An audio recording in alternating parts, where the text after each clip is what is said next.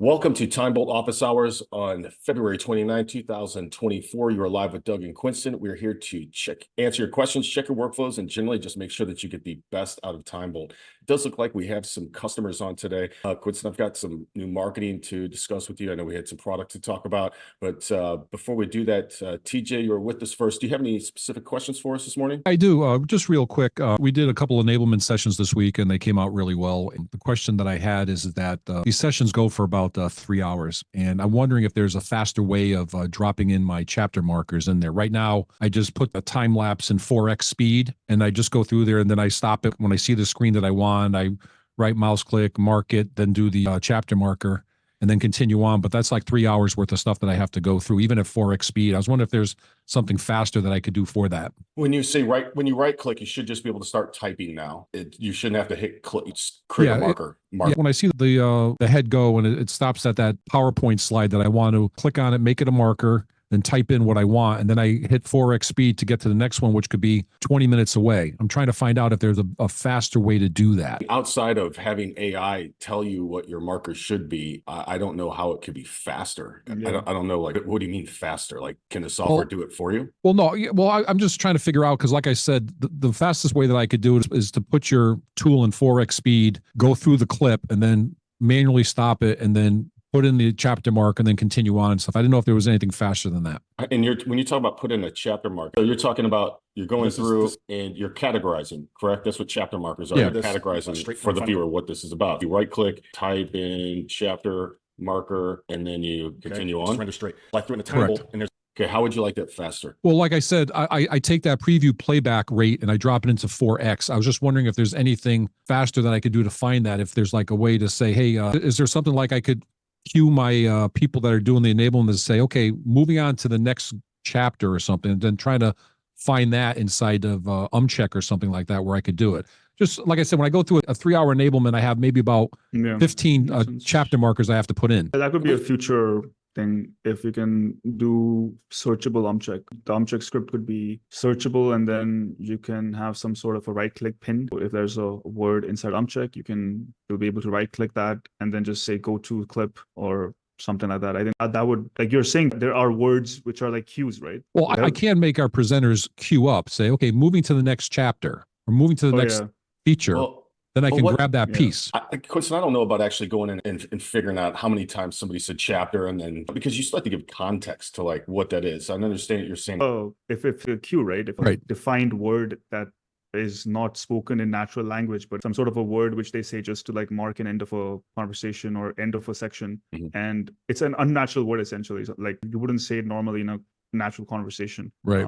Sure. That if that is searchable in some way inside check, and then you can right click it and say just go to clip, and then once you right click and say go to clip, it just opens up inside where that clip is inside the timeline, or just like puts the header there, and then you can just mark it like you normally would. Just a thought, like I said, we're doing these sessions and going through it as fast as I can to do that, and then having you guys do the cuts and stuff are like spot on for me and stuff, which works out really well. That was one other thing. And the other thing that I had too is you guys do this re-encoding stuff, which is awesome. It gives me one less step to worry about with Handbrake. But the other question I had was, I have a use case where a dash cam, and the dash cam grabs AVI files at 1 minute and 30-second intervals. And for a 3-hour trip, you can imagine how many clips there are. And I can run them through TimeBolt and convert them into MP4s without any issues. But how can I batch them in? Because I watched all the videos. I tried using Handbrake, says you can batch them in. I have never got that to work. I was wondering if that's a feature that TimeBolt could do in terms of when you do the re-encoding. Joiner is something that we've talked about quite a while.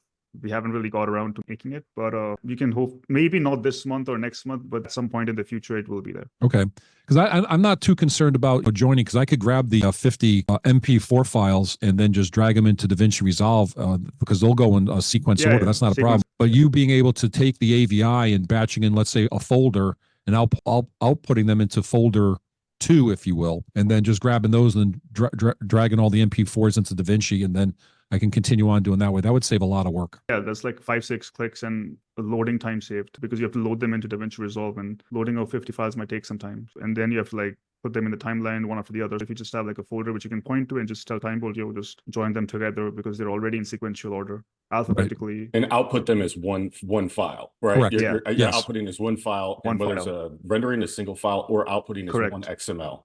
Exactly. Right. And that's what we've been talking. It's a difficult thing to be able to switch between files because it's set up for chunks. Right. Kind of the whole software has to be rewritten, but that would help. I don't, Roadsters TV, nice background. How you doing? And your name? Rodolfo. Rodolfo. And you look familiar. Have you been on before, Rodolfo? Yeah, we've seen each other like several months ago. We had one session where I had some questions for you guys, and I had something. I had two questions.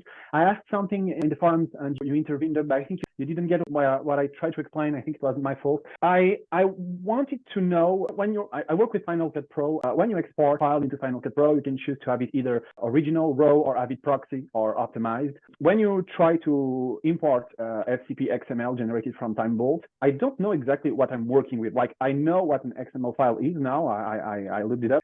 This particular file, this FCP XML, is just a set of instructions to know if your file is cut at some point.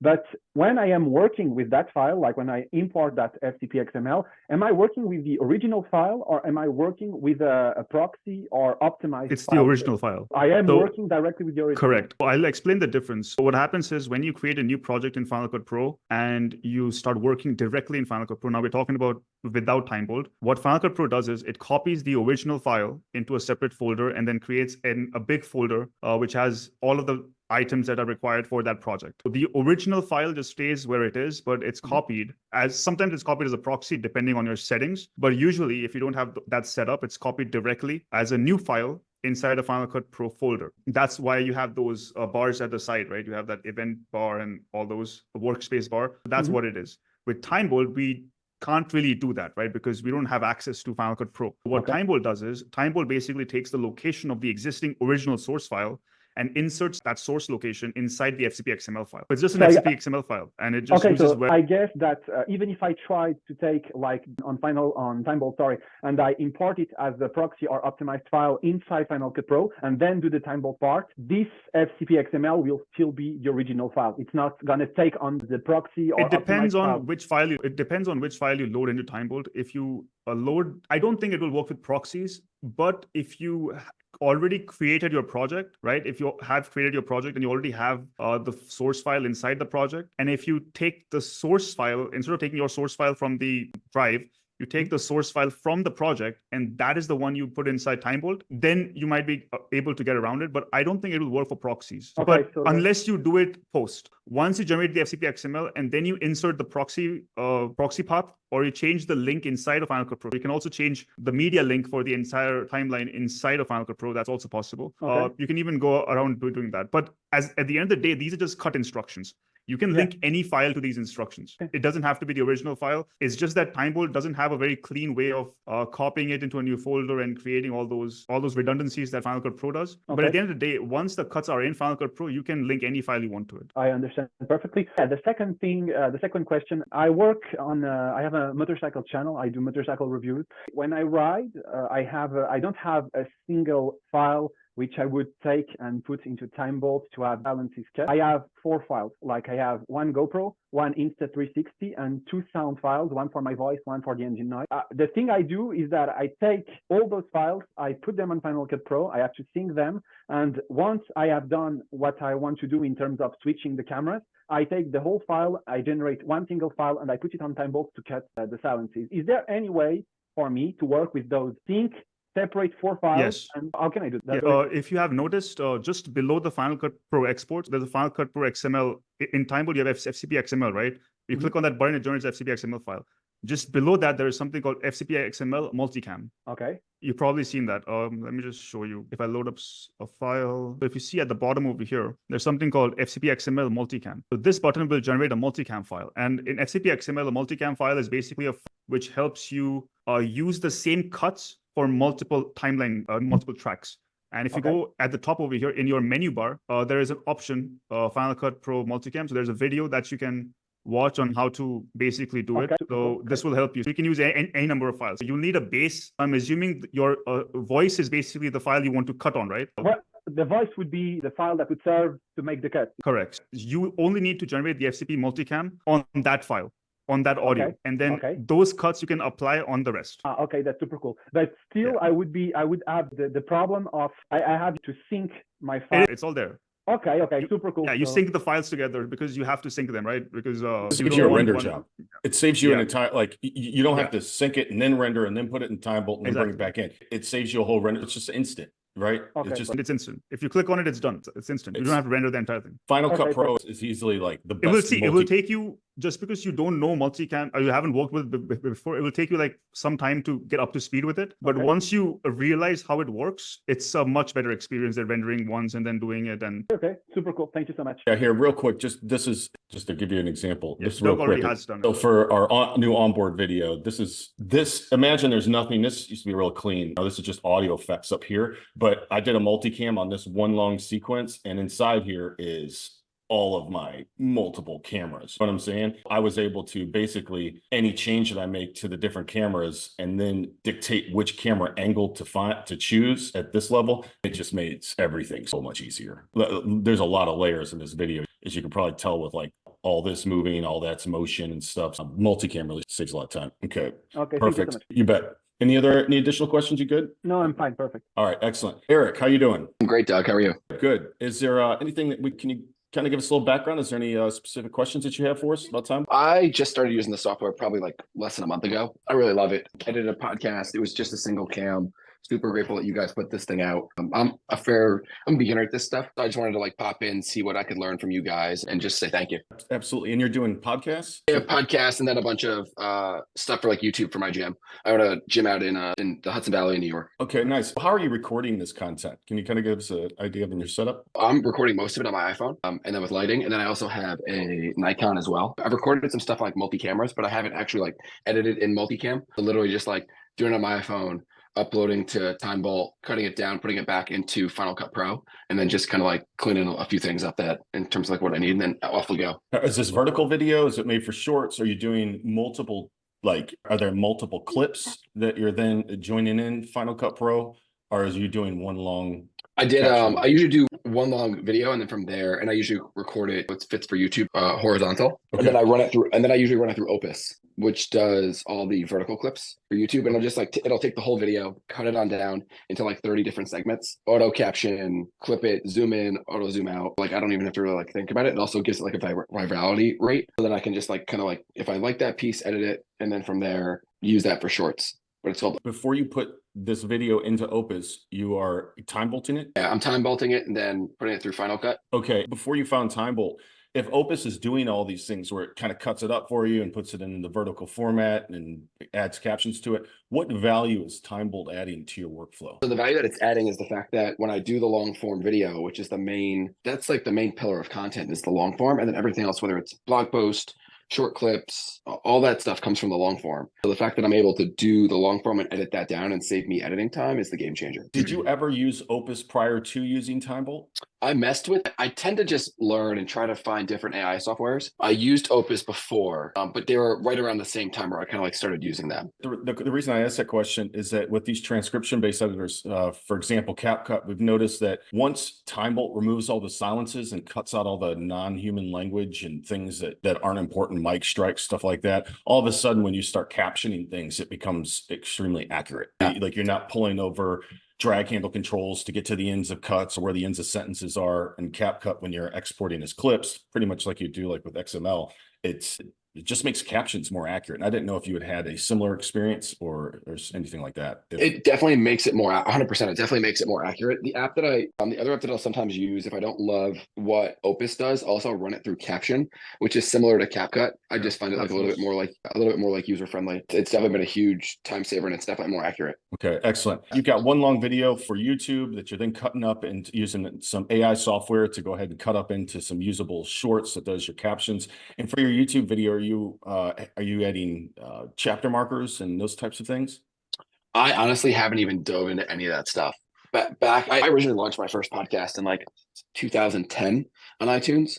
And like it was through like the music scene. When I opened my gym, I really focused on just like running the facility. And now that I actually have some time again to start doing videos and making this stuff, like I'm a little bit behind the 8 ball in terms of that. Like I haven't really dove into all the nuances of video editing and all that stuff. How about this? How about I go ahead and show you just some long format workflows on how to best optimize for your long format workflows, if that works for you. That'd be awesome. That'd be great. And what I have here is already a Zoom call lined up. It can be anything. It could be your vertical or your horizontal video.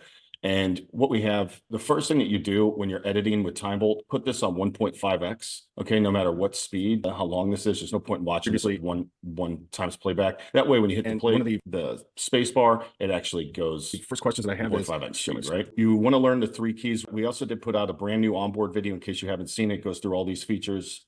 This is just like last week. You're going to want to learn the keys USOB, okay? And that it's a pretty easy acronym to remember, right? What U does when you're thinking about USOB, it's not necessarily how you do it. So if you want to make a split in the timeline, you're not going here and doing this and hitting create split. Okay, that's just way too much time. But we have quick keys. It's a big advantage. You use S to create a split. As you can see, it creates a split right here. And let's say I don't want to keep this back half.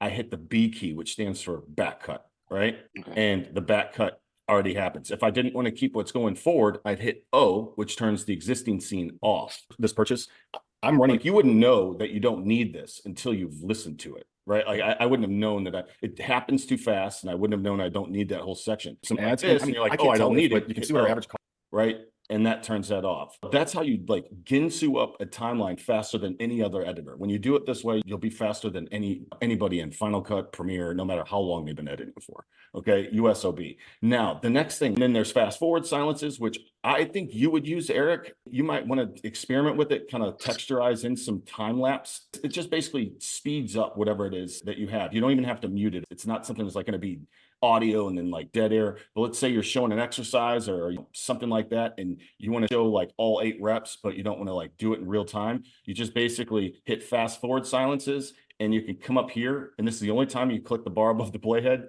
Okay, like and that turns it to orange, which will speed up what's ever in that segment by 3, 4x, 2x, 1.5x. And like if you stop talking, and like this is more for like software tutorials or something with your biking content, like in between the silences, there might be times like you want to kind of. I know you're already going fast, right? Yeah, but you can look faster. Maybe you're like on a side street or something. You're like revving up for the go at the highway. You could then speed up that particular piece of that content by like 1.5x. You're still going to hear it. It's not going to sound like a chipmunk, even though it's sped up if you're doing like 1.5. But that just still allows you to include that kind of that texture in that time without having to do speed ramps inside of an NLE or inside Premiere Final Cut. And what's nice is that when you do it like this, these actually in Premiere XML, well, you'll be doing Final Cut. Has everybody here Final Cut? And Final Cut Pro, these will actually speed ramp in. The XML actually, when you import it, the speed ramp is already baked in. And same with Punch. The coordinates, you're not having to learn keyframes and all that stuff. So you do your Punch speed up values in here. The last important thing that I would say to do, okay, since you're definitely doing this in Final Cut Pro, is let's say you get to a segment that's important. All you do is right click. It's the only time you kind of use the mouse except for fast forward. This is chapter 1. You can make this as long as you want, right? We're trying to make it to where you don't ever go back and watch your content again for time, right? Like we want you to export a fully cut timeline with speed and punch values and fast forward baked into Final Cut where you're not removing time. Because if you're not removing or adding time, you can do this with chapter markers too. All right, so this is chapter 23 or whatever, it doesn't really matter.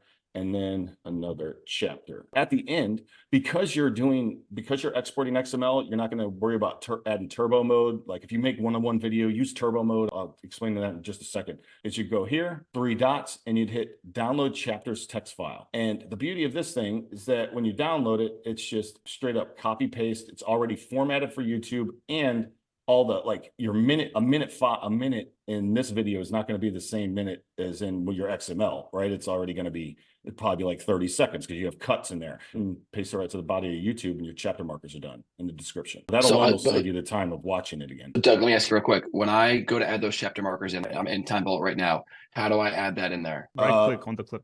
Just right click on the green, and then just type in whatever you have to name the chapter. Are you like looking at time? I'm on my phone with you guys, but I'm on my computer screen right now. And actually, when I right click on it, nothing happens. And you right click like this? That doesn't actually happen. Right click on the clip, not outside. On the. You had to be on a Mac, wouldn't you? Yeah, I'm on a Mac right now. I'm just trying to upload that clip again. I just did the update that you guys put out. You just restart TimeBolt, maybe. Yeah, I just restarted it. I'm going to upload the clip again. And okay, this is what we do with motorcycles, jet engines, and stuff like that. Click turn off selected words. You can see your starting words per minute and your time bolted words per minute. And if you decide to do a vlog from inside a car, motorcycle, or in front of a jet engine, click merge detections with transcripts, and background sound is ignored or sped up. Now, we're not like TimeBolt's based on sound detection, right? Like, and if you have a loud background audio, it's not going to catch the differences between the two. With merge detections, what do we call it? Merge detections? yeah, if you change it to remove non-human sound. We just want to just do that. I don't know anything better. Remove non-human sounds. Yeah, it is like, what do you say about it? And it basically ignores any non-human sounds and instead relies more on a transcript type for a cut. That would help you if you're getting any interference with background. It's just faster. I can shit. any description length. The chapter is marked, any length, any duration. When done editing, click these three dots, download the text file, and chapters are formatted to copy paste direct into YouTube. If you ever just kind of get into a deal where you need to explain something creatively, you can capture right inside TimeBolt as well. This is a very fast workflow for capturing video. I could do screen 2. And what's nice about this is that we're always dealing with like 10 gig files. You can save this as a standard quick and small to where it's nice and legible, but a few megs, right? It's something you can upload to an email. You can throw in the body of an email. You can put in Slack.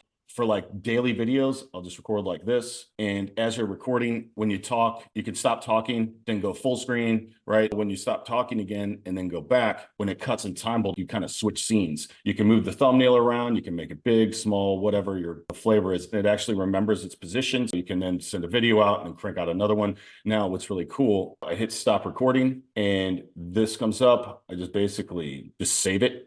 Right. And it basically turns from a variable frame rate to a constant frame rate and gets that file prepared and whittles it down into a manageable file size. It auto pushes into TimeBolt. You can do your USOB, those types of things.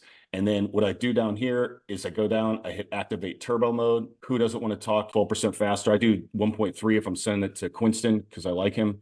And he likes it when I talk this way. All you do is just basically hit export and upload to an unlisted link. Okay. You can do check a 5-10 minute file, something like that. You'd only be in a few minutes, or you're like sending it to a customer. Again, I don't know your exact use case. And then what's nice is after this thing does its thing, applies turbo, we're talking about in less time than it took me to record live. I've got a link to an unlisted link to a video that doesn't suck to watch. Think of Loom, but doesn't suck to watch. And as you're recording, when you talk, you can stop talking, then go full screen, right? When you stop talking again and then go back, when it cuts in TimeBolt, right? And if I save this, it'd be like 4 megs in size, not 100. That really kind of sped things up. We have a new person on. Brian, how you Doing great. How about you? Good. Look, we're just about to finish up. We're just about to finish now, and I'll get right with you. Eric, were you still working on that? No, we're good to go now. It was because I had an audio file, not a video file.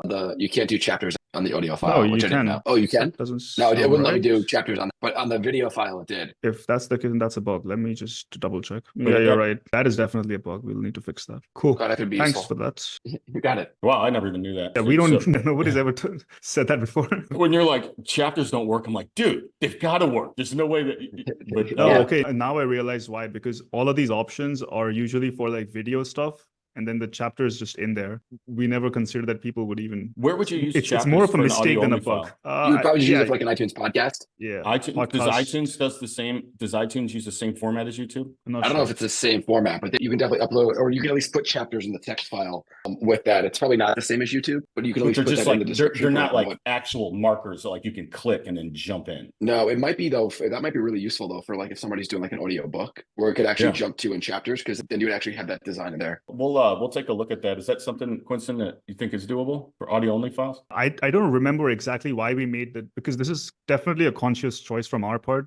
There's a reason why we didn't do it. I can't remember exactly why. I'll need to look back onto our task sheet and see exactly why we didn't do it. But yeah, it should be there now that I think about it. All right, cool. Well, Eric, appreciate you showing where we're deficient. We usually like to blame our customers. TJ, we like to blame customers before we blame ourselves, and that hasn't worked out too well for us. But that's awesome, man. Thank you for that. Is there any additional questions that I can answer? Is the USOB, is that cap sensitive, or is that just push it? Just push. If you want to check all the keys, there's a shortcut list over there. There's a Doug, can you show him the list of where the shortcuts are? No, the shortcuts. Yeah.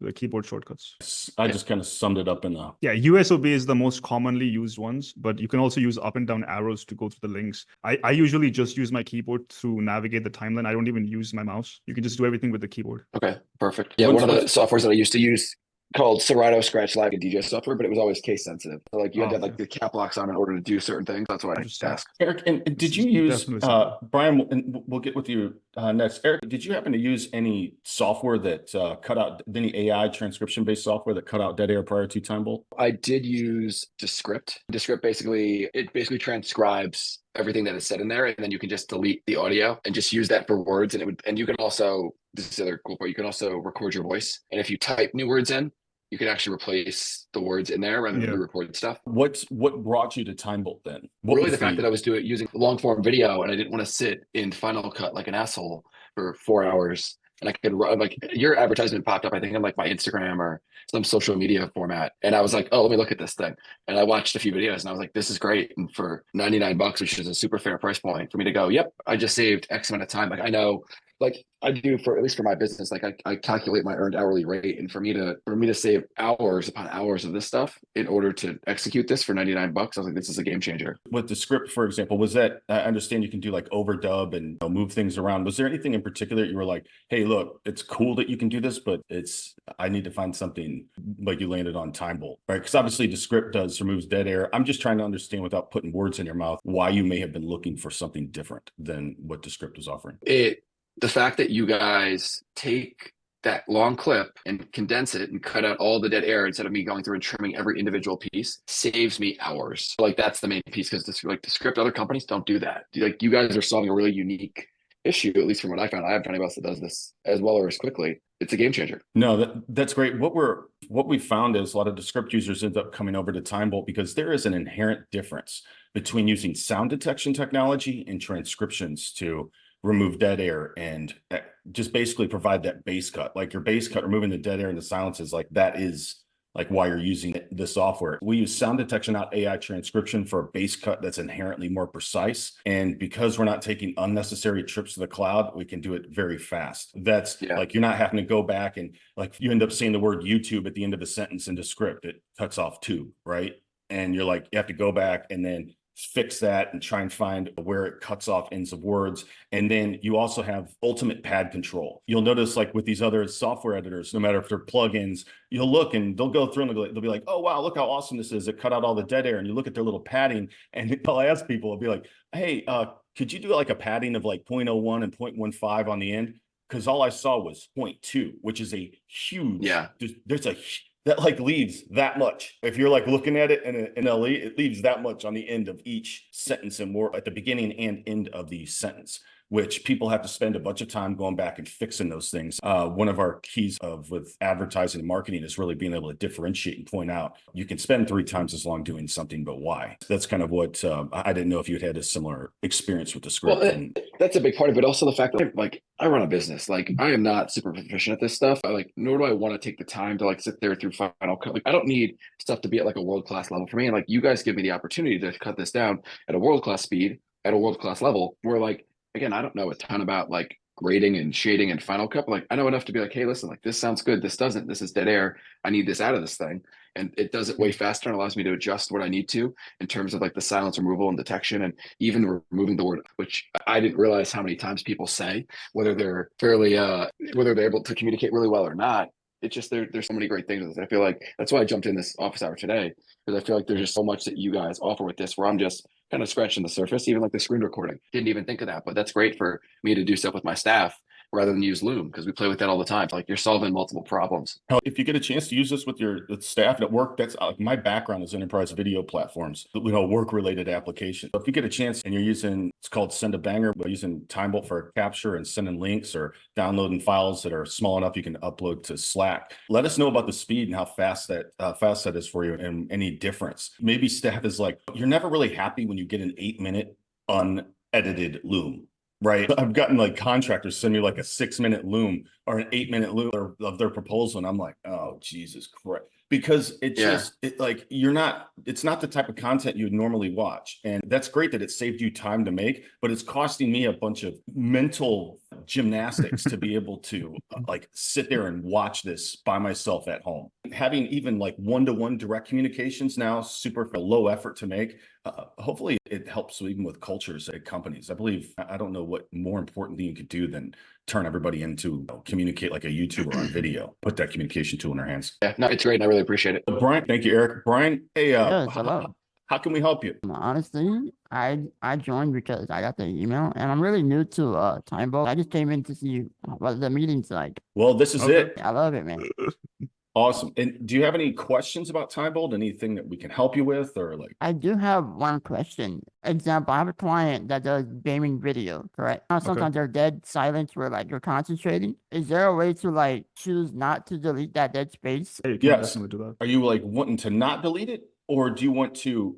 Like there's gonna be a lot of dead space, but like sometimes there's like a key part where like he's not talking, and I don't want to delete that because visually there's something important. Okay. Yes, this is a big advantage of TimeBolt. Not to like just be like, oh, it's sound detection, okay? Because unlike transcription, time just doesn't disappear in between two sentences, right? Like in a transcript, you would just see a sentence and a sentence. Here, you actually see that there's space and there's time that took place. With gaming content creators, one of the things that they use TimeBolt for is our multi-track audio support. You can ignore game audio and just do cut to commentary, okay? Which you would find right here. It would just have to be recorded that way in OBS. But then if you want to say, if you tell your gaming client, hey, look, if you stop talking for 3 seconds, we may assume that that's something important. I could come here and say, fast forward silences, and anything shorter than 3 seconds, I want to cut. I want to speed up by 3x. Okay, or I guess I would do longer, wouldn't I, Quincy? I'd do anything longer than 3 or 5 seconds. Yeah, anything longer than 5 seconds. Okay. Well, I have to just do this because I don't have like a gaming footage on here. I'll just say 2. Let's assume it's 5, but it's 2 in.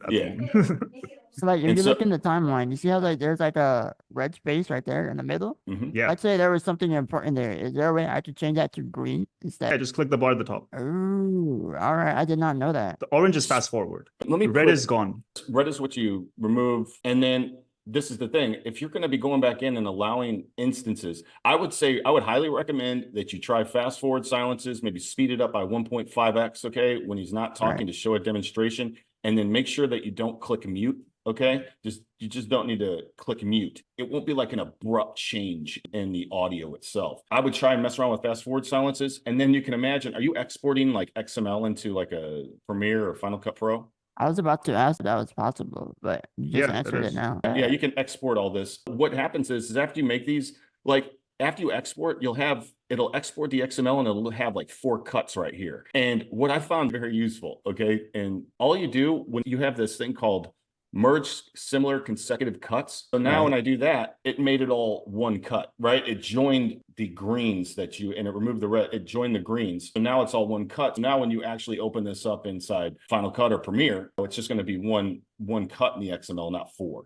Whenever I export this, the red would just disappear when I put it in Premiere, right? Correct. Dang, that's a W. I like that. The fastest way to learn about TimeBolt is this new onboard video. It's 10 minutes of just high impact. This is what the hell it does. And I would hit pause and I would try the USOB keys, like use this as like your tutorial. And within 30 minutes, you will have mastered TimeBolt across multiple workflows, as Eric had seen, whether it's sending a fast Loom all the way to sending out a multi-camera file, doing multi-cam work on Final Cut Pro. Just watch this video. It'll tell you everything you need to know. Cool. Thank you, guys. You can control each and every cut. You don't have to go exactly with the cuts that TimeBolt provides. You can keep some cuts. You can remove the cuts you don't want. You can fast forward them.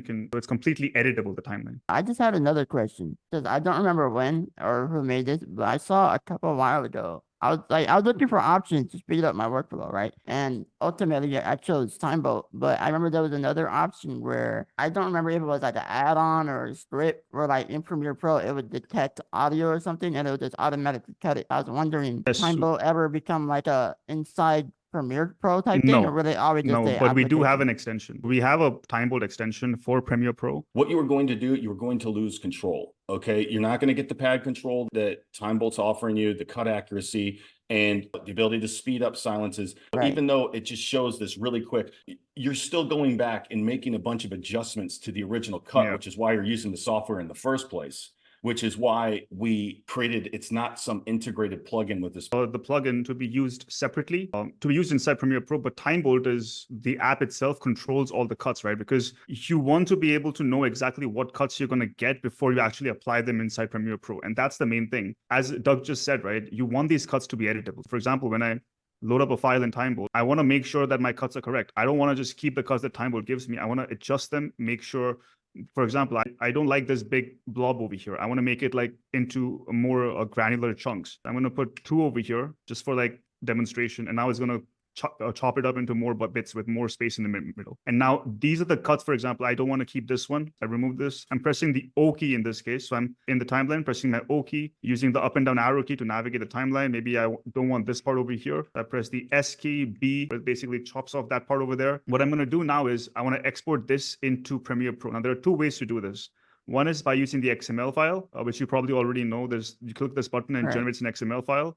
And the way you do that is by taking the file itself, the file that's generated, and just dropping it into your media pool. And that's it. Your cuts are here. And you open up that sequence and your cuts are here. And then you can just like finish off your project. The other way to do it is by using the TimeBolt extension. And the way the TimeBolt extension works is, see, your cuts are already ready. Now you need to find a way to get these cuts into Premiere Pro. We have something called a JSON export. So the JSON file will contain all of the instructions of how Premiere Pro needs to handle these cuts. So I'm going to click on this JSON option. It's going to create a new file that's called a JSON file, video.mp4. This is the file over there. And what I'm going to do is I'm going to get this bar is in the middle. I'm going to install the extension. So the extension, the way you install it is you go into this part over here, multi-file utilities, and you go into Adobe Premiere Pro extension. We'll open up a page where we'll give instructions on how to install it. It's done by a ZXP file, which is a normal extension for Premiere Pro. Correct. And then once you install it, you will get a window like this. If I open the extension, this is the window and it says apply the JSON file. So what I'm going to do is I'm going to take my original raw file that I put into TimeBolt and create a timeline with it. Then I'm going to select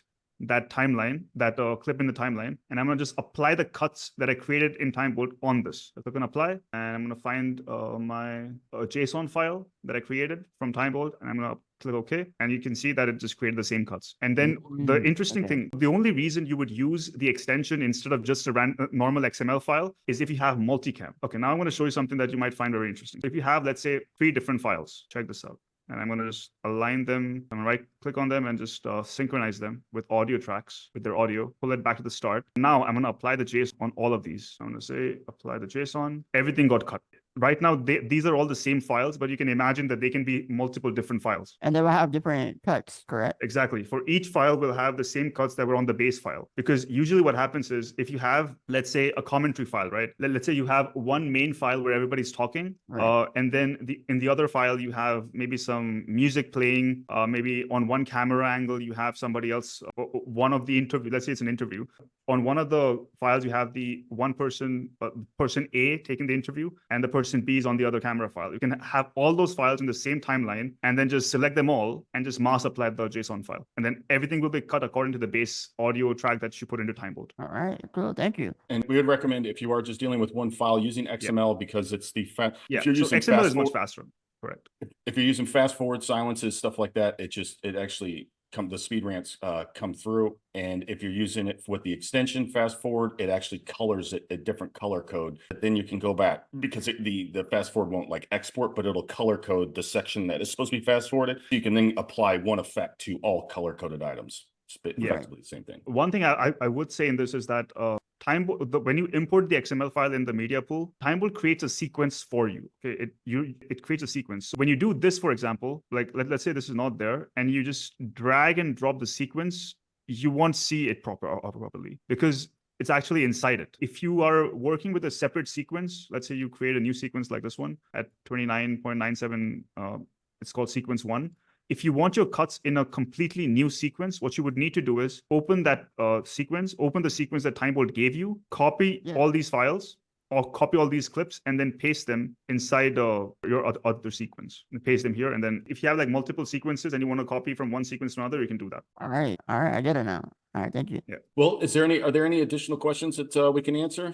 Eric, Brian? Not right now. Thank you. Sure, absolutely. While I have you here, how do I kind of like recenter the image when it's uploaded in that file? I think you kind of went over it briefly. Way to do that? When you're talking about when you're punching in? Where like if I'm punching in, is there any way to like basically move that kind of like we would in Final Cut where you can just like shift it to the left or the right if it's off center?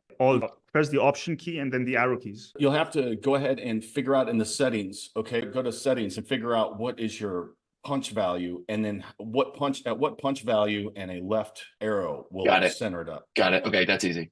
That's one of the things that I was wanting to talk with you about is kind of like, how can we start with TimeBolt, like the base level of being able to select multiple clips and we'll figure out like what are the effects we want to apply. For example, the zoom and punch ratio, that if you have 5 or 6 cuts separated by red marks, you're not going through and having to do 5 different things on each one. Or the ability, if you hit the P key, it remembers the last punch coordinate that you use. It's almost like whatever was last unless they change. There's that. There's obviously applying, you've got basically you could cut entire chunks out that way. And that's not what I'm thinking about using it for. But eventually, as we get to a point where we might want to do some type of vertical, we're not trying to get AI to do that creative work for you, but you could imagine if you got a whole section, hey, this would be center of the screen, right? If we did like a vertical video, the ability to select all those and apply that one effect, I think would be tremendous. No, that's it. I appreciate you guys. All right, great. No, great. Thank you. We appreciate, thank you so much for choosing TimeBolt and joining us for live office hours. That's it for TimeBolt's office hours. Don't forget to hit the like button, subscribe, and of course, notification bell when we go live or do nothing, and we understand too.